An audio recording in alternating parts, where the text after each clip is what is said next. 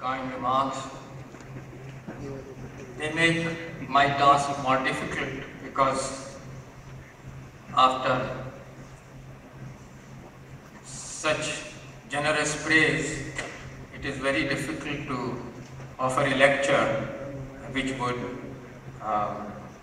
correspond to the kind of praise that has been showered on me. But I will try my best. Young friends, as in the preliminary remarks, it was said that the concept of India is a growing one. I propose to discuss how the concept of India arose, how it developed, how India became a nation, and what are the dangers today that face that nation.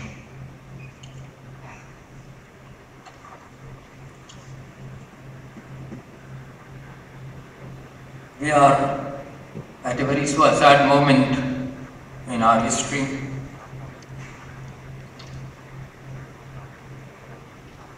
Rationalists, people who believe in science, like Dhobalkar, Parsane, Kalburgi very recently, have been murdered in our country. In the name of Gavraksha, Muhammad Akhlaq has been murdered. So our country's name is being sullied, and it is therefore time for all of us to turn and consider what our country is about and how best it can be served. We must remember that far from being a nation in the past, our BJP friends and their RSS mentors are fond of saying that India was a nation since Rigvedic times. But in fact, neither in the Rig Veda, nor in the other three Vedas, nor even in the Brahmana literature which followed it, or even for that matter in most of the Upanishads, is India mentioned at all. In the Rig Veda, there is not even a mention of a geographical region, only rivers and tribes. Even Sapta Sandhva meant 7 rivers. It did not mean the region of Punjab as it meant later on. So obviously, since the area in which the Vedic hymns were written was limited, Punjab and parts of Afghanistan, and for Rig Veda, and it was a tribal society, there was not even a concept of region, let alone a concept of country. As culture developed, political entities arose. The first name of our country was Prakrit, Sola Janapada, Mahajanapada, 16 Mahajanapadas. Remember, Sola is a Prakrit word, and our language, whether Hindi and Urdu, are based on Prakrit. These Mahajanapadas range from Cambodia or Kabul to Anga in eastern Bihar, but they included only northern India. Not yet, around 500 BC, not yet a concept of India. In certain Dharma Sutras, and subsequently later the term Aryabhat, the land of the noble, begins to arise, and Manusmriti defines it as North India, Himalaya to the Vindhyas. But then again, it's only a large part of India, not the country. The first perception of the country comes with the Mauryan Empire. Those of you, if there are any who have history, would know that Ashoka's inscriptions range from Kandahar and north of Kabul to Karnataka and Andhra, and they are in Prakrit, Greek and Aramaic.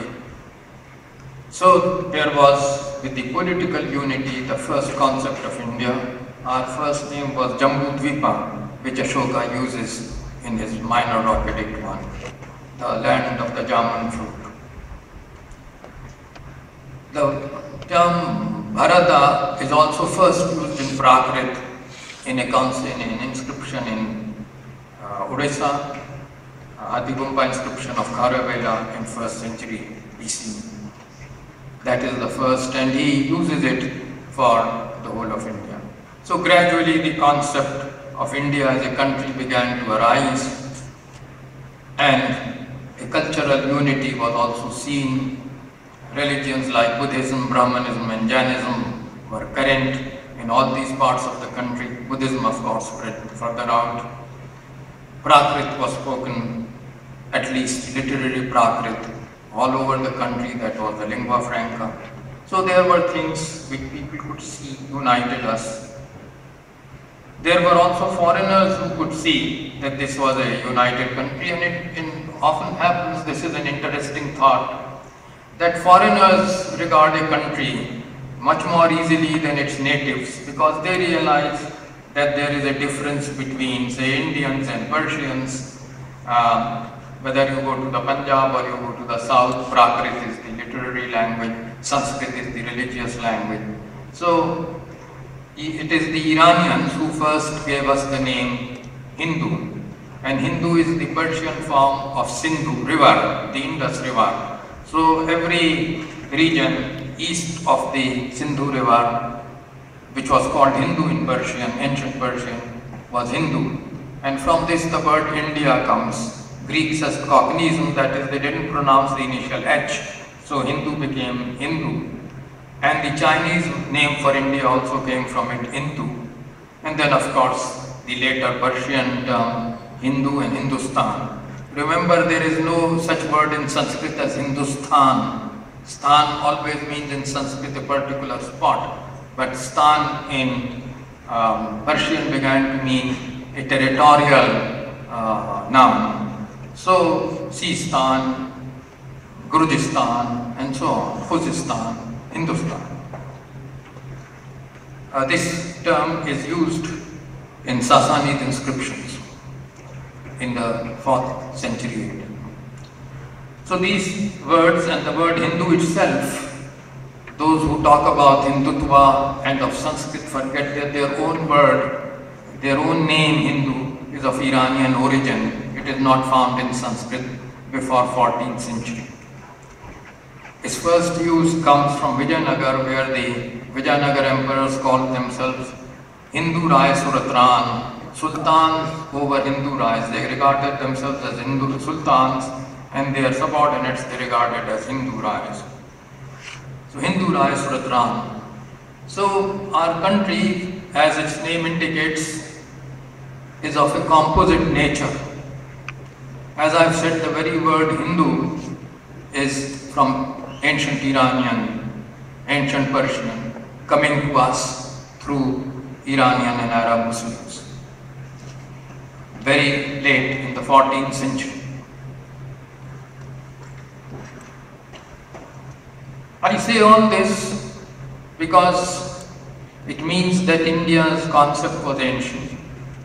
There was a concept of its culture, of its cultural unity, and therefore some statements made by, for instance, Perry Anderson in his book Indian Ideology, that India is a name given by foreigners, particularly Europeans in modern times to India, is a totally misleading statement. It is particularly misleading because there is another very interesting matter. True, there was a conception of India, but when there was there a conception of love for India, patriotism? And that is a surprisingly interesting thing, that throughout ancient India you have no patriotic verse in Sanskrit stating the love or expressing love for India. The first patriotic poem in which India is praised, India is loved, Indians are acclaimed, is Amir Khusraw's long poem in praise of India in his Nausab Hai, written in 1318. I am very sorry that now we are losing this heritage. How many people here would be able to read Amir Khusro, would be able to say that here is the place for India for the first time in its history. What does Amir Khusro praise India for? Its climate, which I think is a very unconvincing statement. Our climate is rather harsh rather than good, but he praises its climate, its natural beauty, its animals, and along with its animals, its women, their beauty as well as faithfulness. Then he comes to Brahmins. He praises their culture, he praises their thought, he praises their language, Sanskrit. And he identifies India with Brahmins also. But he identifies India with Muslims as well. Those who speak Persian, those who speak Turkish, he says, are to be found throughout India. He praises all the languages of India. He lists all the languages of India from Kashmiri to Mabari, that is Tamil. All these languages, they are spoken in India, not only in North India but also in the South India, they are listed there. He calls them Hindvi. And he says that for Hindvi there is a Sanskrit language which is the language of science, which is the language of learning. And had Arabic not been the language of the Quran, he would have preferred Sanskrit to Arabic because of its very tight and rigorous grammar. He then says India has given many things to the world. India has given Panchatatra tales. India has given chess. And most surprisingly, he says India has given the decimal numerals, what are known as Arab numerals or international numerals, 1, 2, 3, 4 as you write them today with decimal places. He is correct in all the 3 points. India did give, India is the first country where the decimal placement of digits occurs. And in fact, Aryabhat theoretically recommended their use in 4th century AD.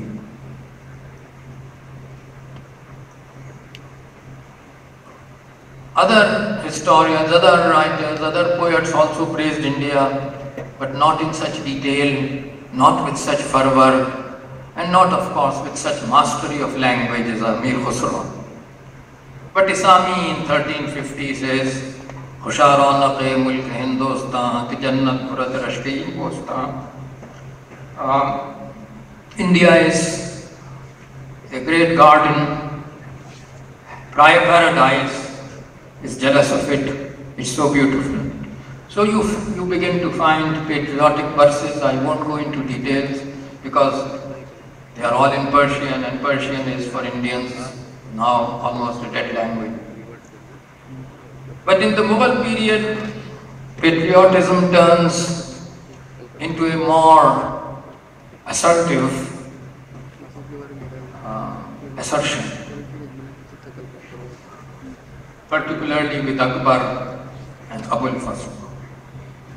India is a special country.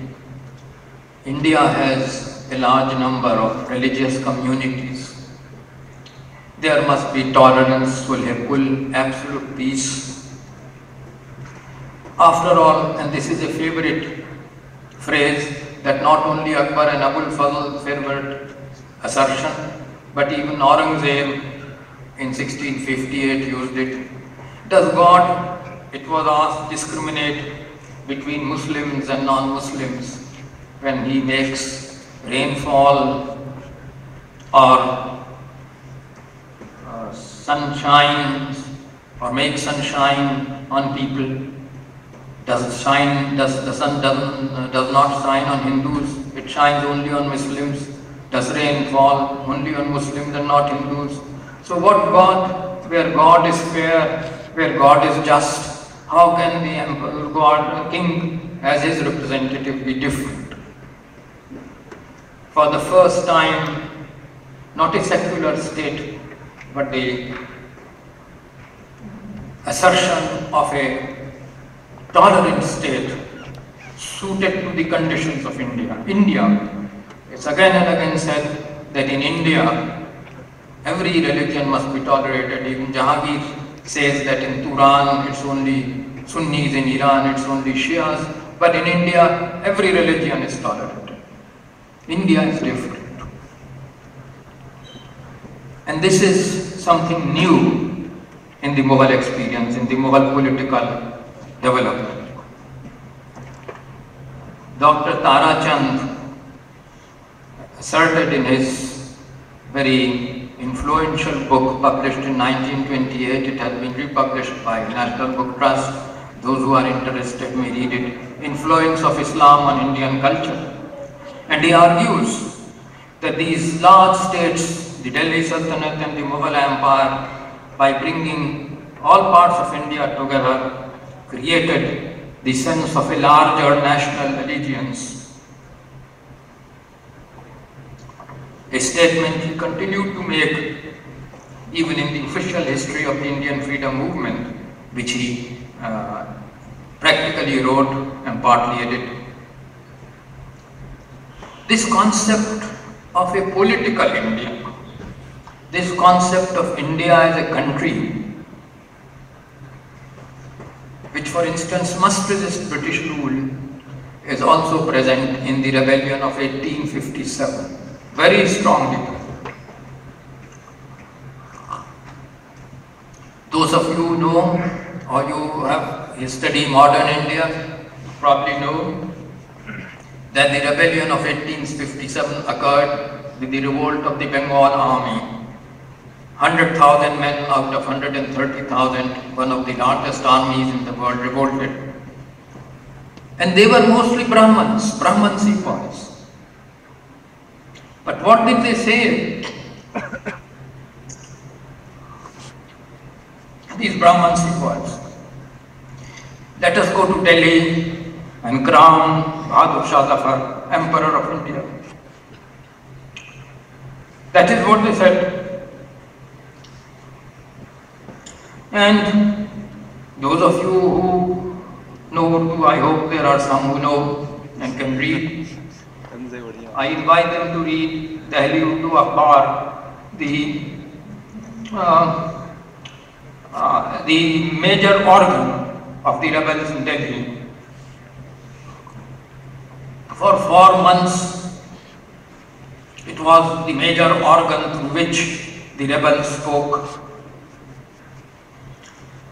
And it is of Hindustan which they speak. And they quote Sadi, in which Sadi has said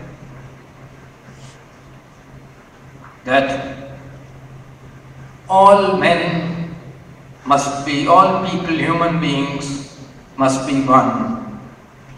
As I Yakti they are organs of each other. If one is hurt, the other is hurt. So, Hindus and Muslims, they proclaim, must come together. And they actually issued a proclamation against the Wahhabis, who said Hindus and Muslims should not join. English are people of the book, we should support the English. And in fact, Wahhabis did not support the 1857 revolt. They occupied the Jama Masjid at Eid al-Zuha, and they demanded cow slaughter, and Bakht Khan, the mutinous commandant, then drove them out and threatened to kill them if they persisted in this demand.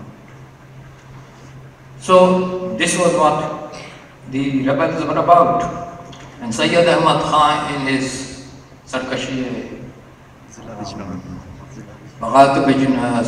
Bijnor says in fact that the whole people of India are guilty and they are being rightly punished. So whether they were rightly punished or wrongly punished, we must remember that those who revolted considered themselves to be standing up for India.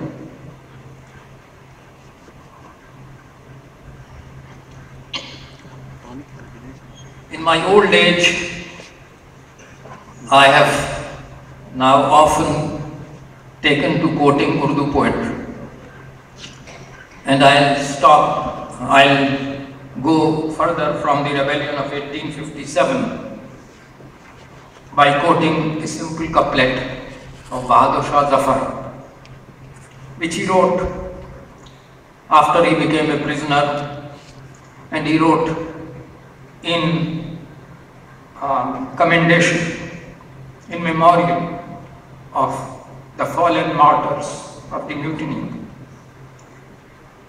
ऐ ज़फ़र कायम रहेगी जब तलक इक़लीम Hind. Notice the word इक़लीम Hind, the country of India. So long as it will remain, अख्तर-ए-अक़बाल इस गुल का चमकता जाएगा. This fallen flower, its star would always shine. So, the concept of India, politically independent, is already present in 1857.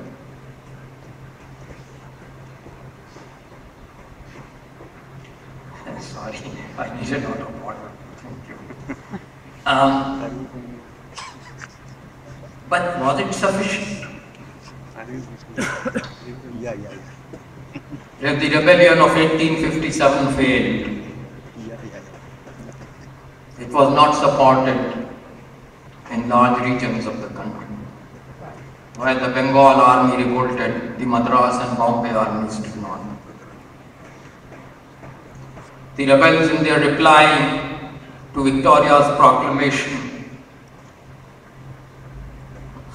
took in the whole of India from Tipu Sultan to Dilip Singh of the Punjab, how they had fought against the English. But, of course, the larger part of India remained unmoved. Therefore, something more was needed to turn India from a country into a nation. Two stages seem to me to be very important in such conversion. First of all, there should be a realization that an independent country, a free India, would be different. It would be better than India governed by the British. The whole point of very sincere people like Raja Ram Mohan Roy or Sayyid Ahmad Khan was that the British rule was the best we could get. It was for people to understand that we could make an India which is better than the one that the British were governing. And here, the role of Dada Bhai Nauroji, Ramesh Chandra Dutt, Devaskar, Justice Ranade, and a number of others was extremely important. They showed that Britain was exploiting India. From 1874 to 1901, Dada Bhai Nauroji, called the grand old man of the Indian national movement, wrote essays and papers showing how India was being exploited, and the title of his book of 1901, Poverty and British Rule in India, told all. British rule was impoverishing India through tribute, through industrialization, through deindustrialization, through free trade. Dada Bhai Nauroji was least interested in his own community, Parsi community. And you see him pleading the case for all kinds of Indians, Hindus, Muslims, Bengalis, Punjabis, everyone. And that's a particular thing for us to remember when we think of these early writers like Ramesh Chandra Dutt or others. They had no touch of communalism in their approach. They were talking about all Indians.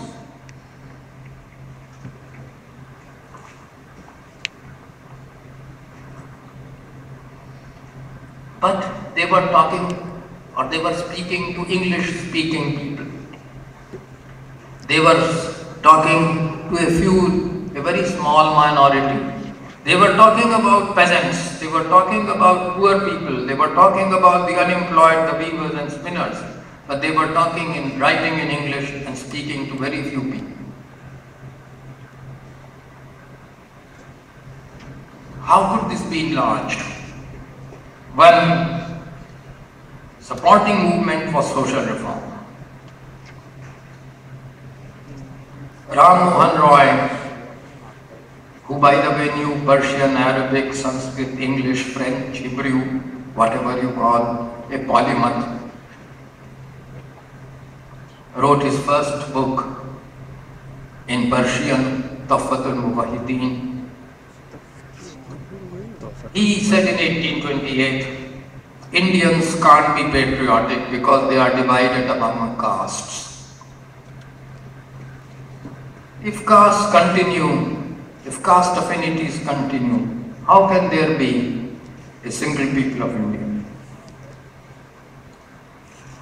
And therefore, social reform movement, particularly of Keshav Chandra Sen, who is practically forgotten today, but look at the man. At the age of 18 or 20, he is writing that untouchability must be abolished, intercaste marriages should be allowed, women should be equal with men in inheritance and every right, and the English education should be spread among women as well as among Muslims and others. That is Keshav Chandra Sen, who died in 1884. And he created a new Brahmo Samaj, who by the way ate beef. They showed their, no, this is nothing to clap, but this is just to show that there have been Indians who could defy the religious orthodoxy. They used to throw beef in the houses of Pandits. But that was a small thing. The real thing was that they made social reform movement possible. Everywhere these demands arose. Abolition of untouchability, equal rights for women, modern education. And he said in 1817 that as social reform progresses, India will become a nation. India could only become a nation if its division into castes and religious communities was overcome. I will not go into the early nationalist movement here, people who sacrificed their lives for the nation. I will only refer to the biggest movement which is often forgotten, the Ghadar. We often hear of Maharashtrian revolutionary nationalists of Bengal, but very few people know that among the number killed, the Ghadar movement gave the largest number of martyrs. The Ghadar movement arose in the Punjab and among Punjabi settlers in Canada and the United States in 1913. Hindus, Muslims and Sikhs, particularly Sikhs, were greatly involved. But the biggest mutiny of the 5th Light Infantry in Singapore was by Muslims. 45 Muslims were shot. Muslim sepoys of the 5th Light Infantry revolted, inspired by Ghadar propaganda, Ghadar agents. 45 of them were shot in a public display in Singapore, And this was actually, the impression was reversed because they thought they died very bravely, and that was not what the British wanted. This was the biggest mutiny in India after 1857, with the largest number of martyrs. In the Punjab, over 50 people were executed in 14 and 15, Hindus, Muslims and Sikhs mostly. But the other letters, as have survived, are painful to read. Nobody was supporting them. The people whom they sought refuge went and reported to the police. They had no support. They died unsung. Who even now remembers the Singapore mutineers of 1915? Because the national movement was still limited to a very small number of people. India was a nation in the eyes of a very small number of people. And here, I think, one must, with almost unconditional, unqualified assertion, say that Mahatma Gandhi was one person responsible for bringing the masses into the national movement. In the whole of Indian history, before 1913, was there a case of 200 women offering themselves Hindus, Muslims. And remember, in Gandhi's South African Congress, there were more Muslims than Hindus to the end. Offering 200 women, offering to go to prison because Indians were being ill-treated in South Africa. There had been no such case against British government in India. Against the grossest injustice, nobody could have mobilized 200 women for prison. I am speaking of 1913-14. 2,000 miners marched into Transvaal, the great march of the Indian miners. 2,000 miners. Indian history had never seen such a thing. So who was that man, Karmohan Karamchand Gandhi, who had done it? And he came to India in 1915 because after this agitation, smuts, the South African Prime Minister surrendered, he abolished the poll tax, he legalized Indian marriages, and he gave some other rights. So Gandhiji came to India. In 1917, there is the present Satyagraha in Bihar, Champaran Satyagraha. The first time peasants are brought into a political agitation. And Gandhi says, when I met peasants, I met God. He realized that the national movement could only succeed if the Indian peasant masses and the poor joined the national movement. And so you see April Satyagraha, then the non-cooperation movement. And as I say, I trace Urdu poetry here also. Trace it in Urdu poetry. Akbar Allahabadi you must have heard of, I hope. A moderate congressman. He had once warned that the Indian people regard the British with such awe. And he has this famous misra, "Main to Allah ko collector samjha." I thought God was a collector.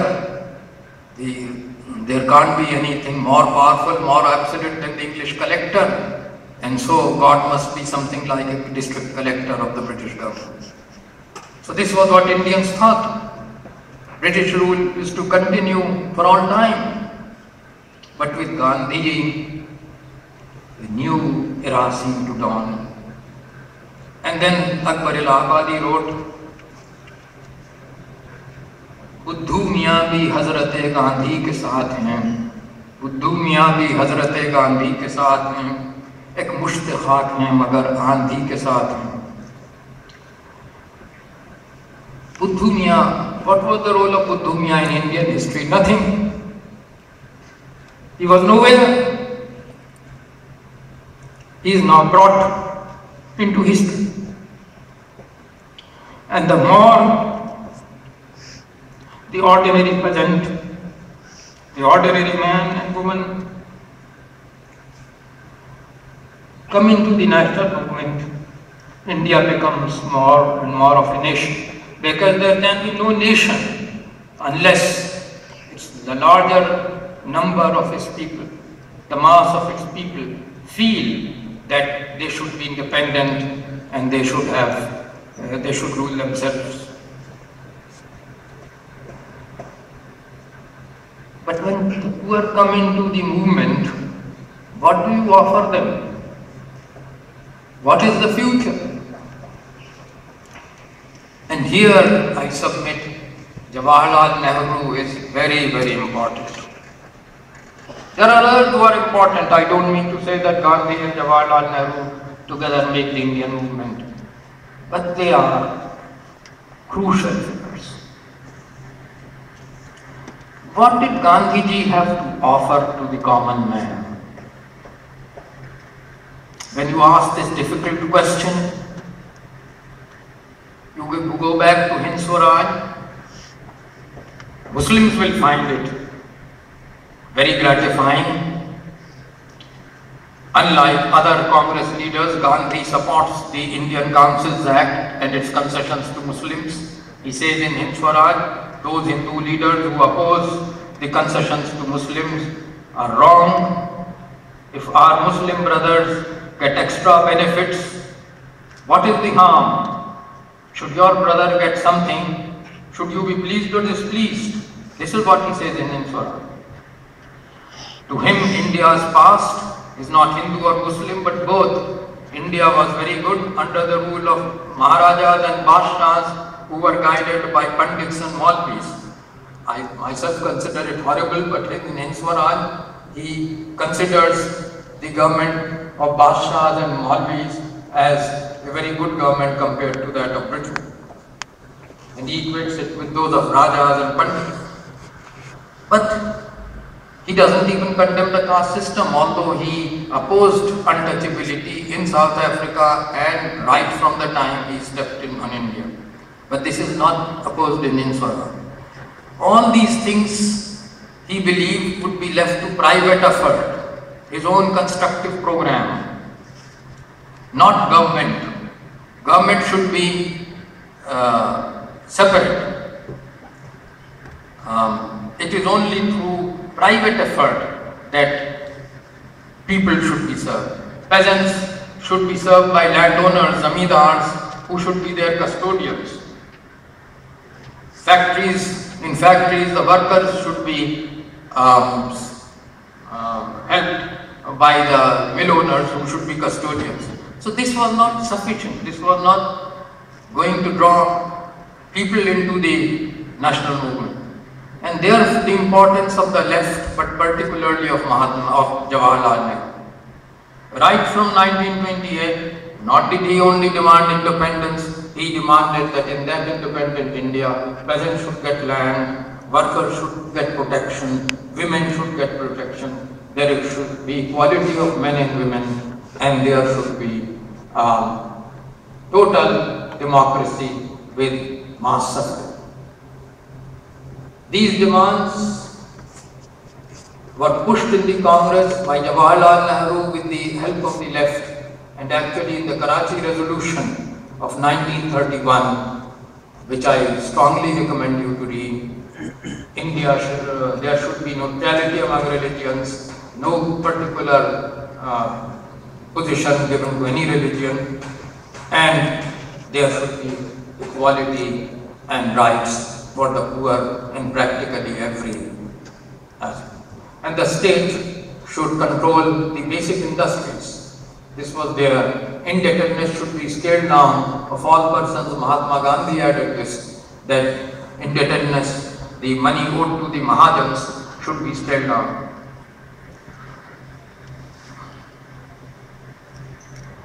Now, without the Karachi resolution, without these promises, I do not think there could have been a national movement, and there could have been national freedom.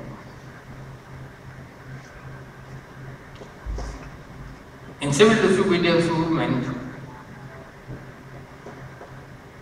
unprecedented number of peasants went to prison and lost their properties. Remember, going to prison in British rule was not as going to prison now. You lost your property. You lost everything. You couldn't get employment afterwards. And yet 100,000 people went to jail in civil disobedience of 1930. 100,000, over 100,000 according to British official figures. They lost their lands, everything. But they were mostly poor. Unlike the non-cooperation of 1921-22, the civil disobedience movement was a movement largely of the poor. And that was a new thing. Once that took place, it became increasingly difficult for British rule to continue.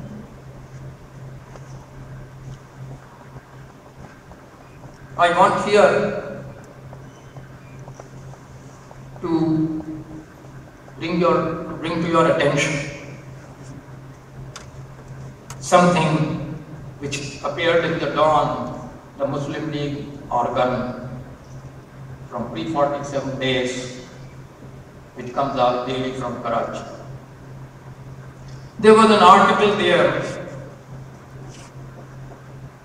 which I read, and in that article the writer said that we have a problem in Pakistan which India doesn't have, but we have.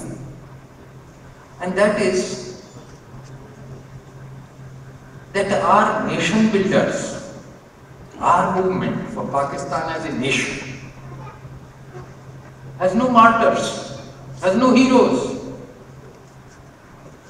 because it never opposed the British rulers. It only opposed fellow subjects, Hindus. So we have no, what shall we look to? If we look at those who went to prison against British rule, they are Khudai Khidmatgars, congressmen of the Punjab, nationalists of Sindh, not Pakistan builders. Actually, all of them were put in jail when Pakistan came. So that's our psychological problem, and I can see no answer to it. But he was wrong in saying that India doesn't have that problem. Hindu Mahasabha, RSS, they have the same psychological problem. Same. RSS was founded in 1925. You ask them, what did you do for 22 years? Why didn't you join the national movement and go to prison? Why don't you do something against the British? You ask the Hindu Mahasabha the same thing. When Savar came back from prison, he gave an apology, wiping out his whole patriotic past, saying he will not oppose the British government. He never did. He only opposed Muslims. So, what is RSS doing is now it is looking for other figures. Bhagat Singh. What has Bhagat Singh got to do with RSS? The man who the night before execution wrote, "Why I am an atheist?" The man who said that if there can be any leader from the Congress he supports, that is Jawaharlal Nehru. The man who wrote that Hindu communalism is worse than any other opponent of the national movement. How can it be your hero? Or Vallabhbhai Patel.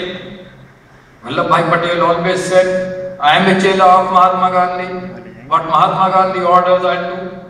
When G.T. Birla wrote to him that now that Pakistan was formed, India should be declared a Hindu state, he replied that if I was to know that I am fighting not for free India, but for a Hindu India, I would not have gone to prison. I would not have followed Mahatma Ji. How can it be your hero? Another hero, Subhash Chandra Bose. Did Subhash Chandra ever say that there should be Hindu Raj? He even made Iqbal's poem, not Janagana Mana or any other words, but Iqbal's poem, Sare Jahan Se Acha Hindustan Hamara, as the national anthem of the Indian National Army. He made Urdu and Hindi both the official languages of the Azad Hind Fauj. Look at the name Azad Hind Fauj. He said Jai Hind, he never said Hindu Raj. So you who never say Hindu Raj, you never say Jai Hind, you who never say Inqilab Zindabad, if you love Bhagat Singh, when did you shout Inqilab Zindabad? I, before 1947, was present at many Congress meetings, and you will, and I remember that the meeting always started with the audience shouting Inqilab Zindabad in homage to Bhagat Singh. So it is wrong when our newspapers say that Bhagat Singh had been forgotten by the Congress, or Subhash Bose had once praised the RSS. All histories of Subhash Bose biography show that he never had any truck with the RSS at all. Their heroes like Shyama Prasad Mukherjee or Deen Dayal Upadhyay did nothing against British rule. Deen Dayal Upadhyay, why are you exhibiting him in Jawaharlal Nehru Museum? What did he do in the national movement? Where was he? Nowhere. Shyama Prasad Mukherjee was a minister along with the Muslim League at the time of the Quit India Resolution. He remained a minister. He never lifted a finger against British rule, only against Muslims. And this is a surprising thing that Muslim League criticized Hindus and Shyama Prasad Mukherjee criticized Muslims, and they were both in the same government. So they have no heroes, they have no past in the national movement. They cannot, their entire theory and entire beliefs, set of beliefs are totally opposed to the national movement. Who in the national movement ever said Hindi, Hindu, Hindustan? Hindu Mahatma. Who in the national movement said Hindu Raj Amar Rahe? RSS. So with those slogans, can you say that you actually oppose the British government? Or is it that you really supported the British government because you tried to divide the national movement, you tried to separate the Muslims from the national movement, you always raise the issue of communalism. They have not changed. Their spots have not changed. They are the same. People say, why doesn't Prime Minister Modi issue a statement? I say, what is the use? That would be always hypocritical. So let him remain silent on about Dadri.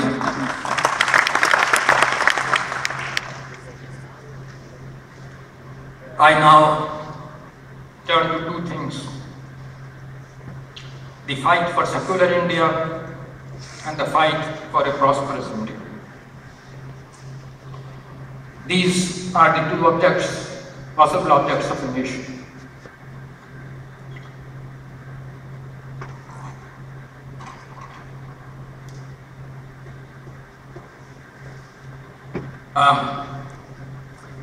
Sorry if I am taking time, I'll just try to be brief. I want you, since you are students of Aligarh University, Aligarh Muslim University, I want you to remember August 1947. We have been described as the fortress of the Muslim. All the great Muslim League leaders came here and spoke. We had insulted Abul Kalam Azad when he passed through the Aligarh railway station. What was to be our fate now? The first thing was that Nehru sent the Humayun regiment to protect the Aligarh Muslim University. First, but could it protect the whole district? The whole of what is now Haryana was in flame. Tappal, there was a massacre of Muslims. We live even today near the mortuary. Muslim corpses were coming, if not every day, every week, somewhere from somewhere.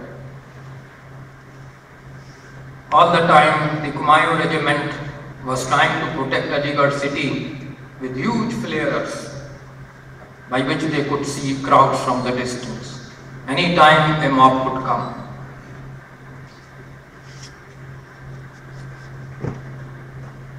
Only one man stood between the destruction of this university and massacres of Muslims in Western UP, and that was Mahatma Gandhi.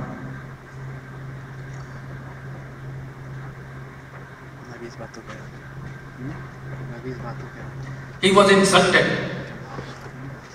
He was insulted when he went to Muslim refugee camps, Jama Masjid, and he was insulted when he went to Hindu refugee camps. Day in and day out, he suffered insults. He went to Panipat to try to protect Muslims there. Ultimately, Muslims had complaints, Hindus had also complaints. They had been driven out of Pakistan, 500 miles away they had come, 400 miles. Their relations had been murdered. Who had not complaints? And everything was put on nothing. On 13th January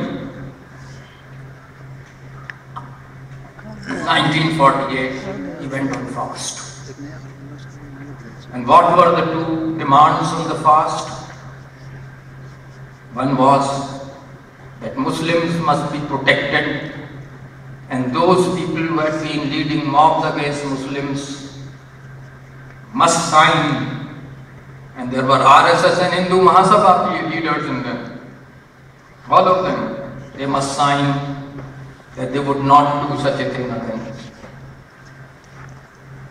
And Muslims should be allowed, as had not gone to Pakistan, should be allowed to return to their homes.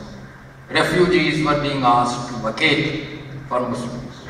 This was the first demand, and you can see what a huge demand this was even when it was confined to Delhi.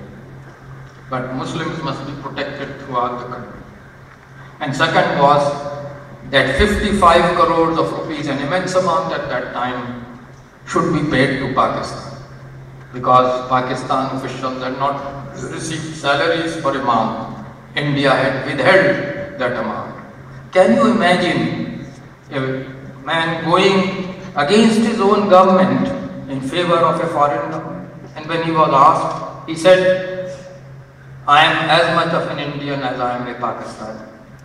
Both countries are developing. This was his past. Well, newspapers reported, we used to get Hindustan Times, that all through Delhi, The slogan was Gandhi Murdabad. There was a procession to stone Gandhiji's prayer meet.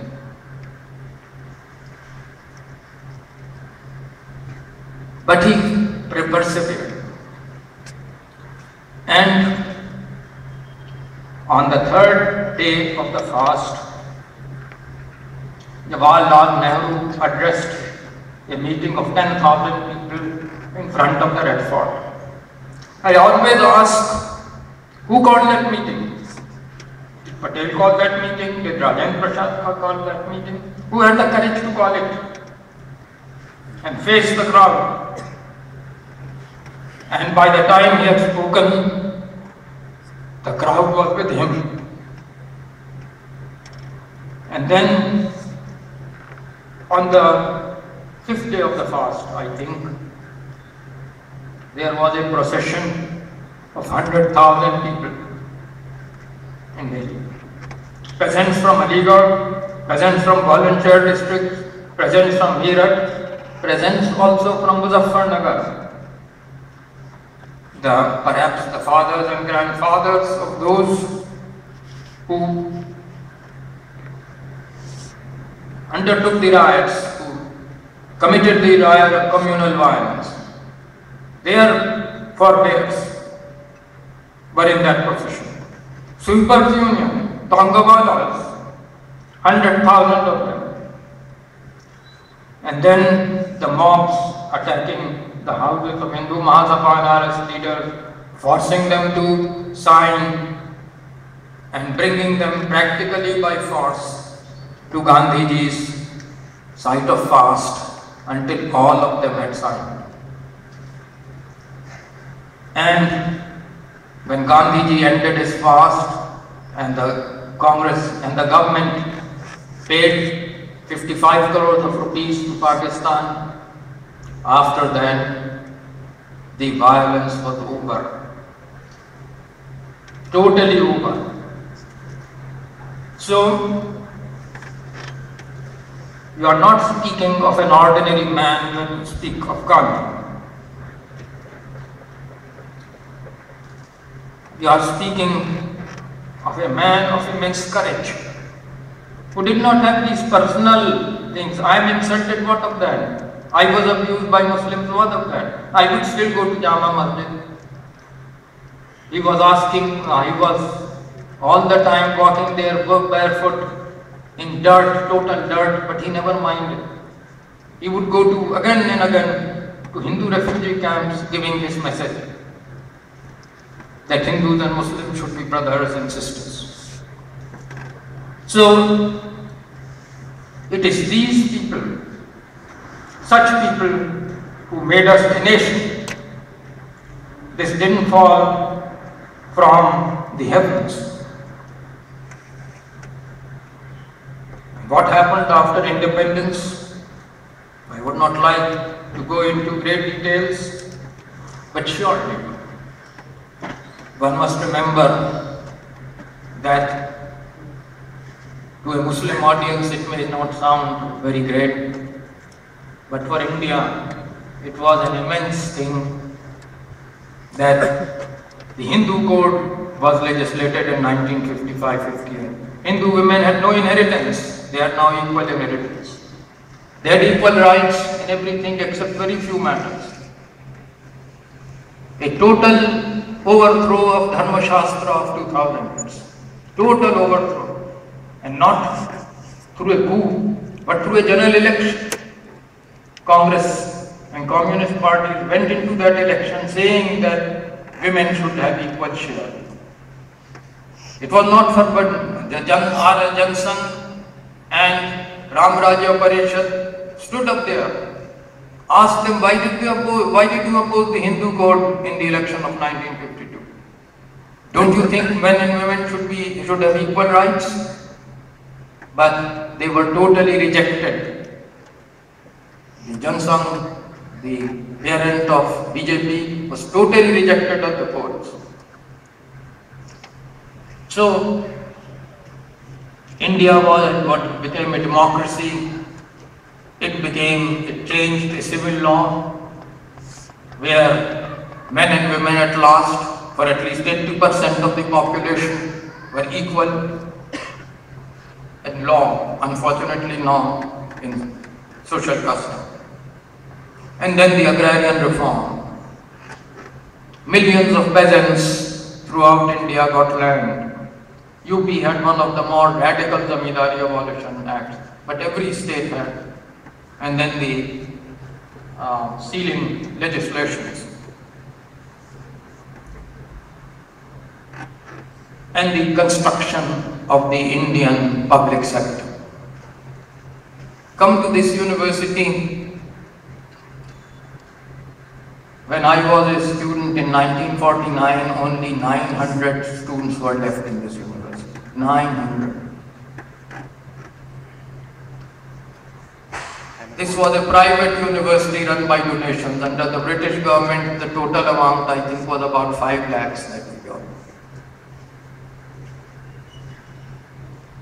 The government took over the finances of the university. They did not touch the organization of the university, they took over the finances of the university. The government would fund everything. Otherwise, AMU would have been in the dustbin. I was a student in 1947, what a small university it was. At the maximum 2,000 students. And when, as I say, when they went to Pakistan, only about 900 were left. Now I don't know what the number is, 28,000, what not. Huge buildings and so on. Independent India. Not anyone's gift, nation's gift. Well, the real thing is how the poor fared. They did not fare very well. But still, if you read an essay by Utsa Patnaik, The Republic of Hunger, you will see that until 1989, the per capita calorie intake continuously increased.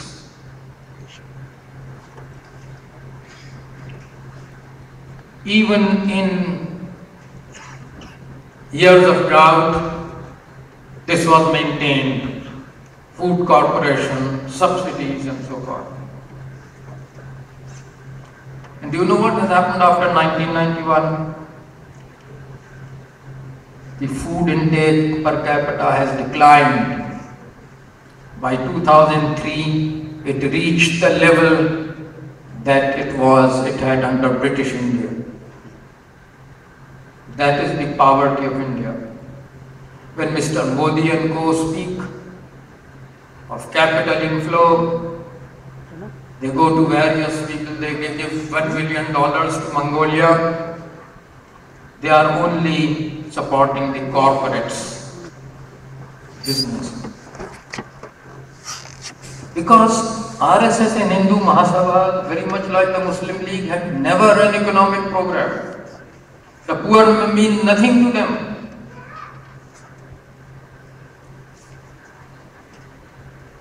Only the rich mean something to them. I read today in the newspaper that the upper castes, of course, support the BJP in Bihar. The word of course I liked. Not only the upper caste, the upper classes support the BJP. And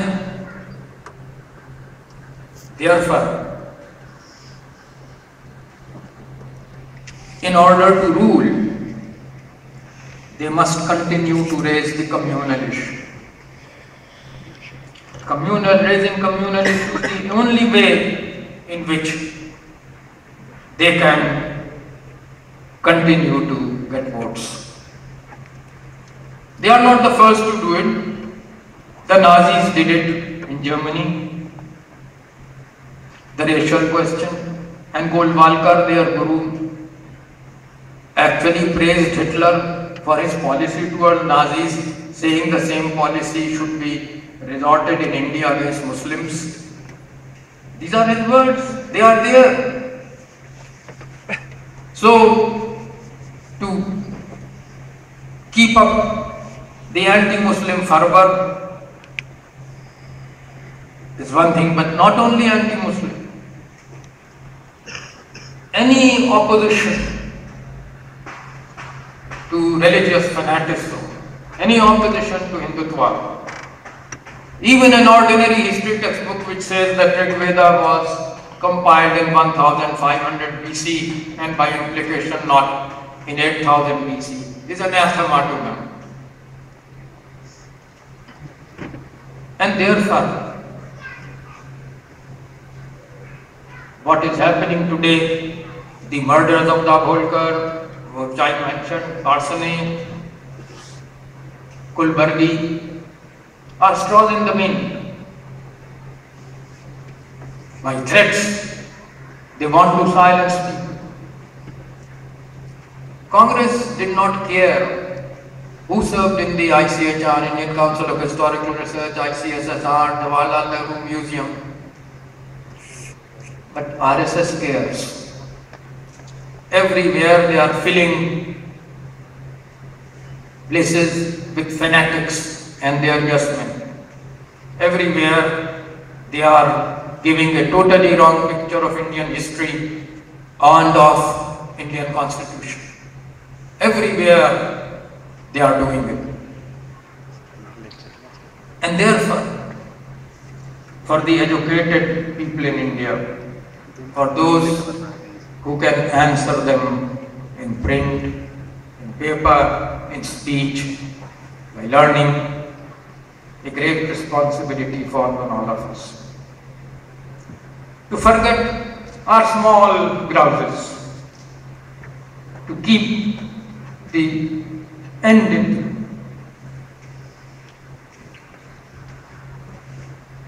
A pogrom, a massacre of Muslims is not only an attack on the Muslim community, it is an attack on India. And large number of people are realizing it. Read Indian Express, DD Times of India, they are realizing it.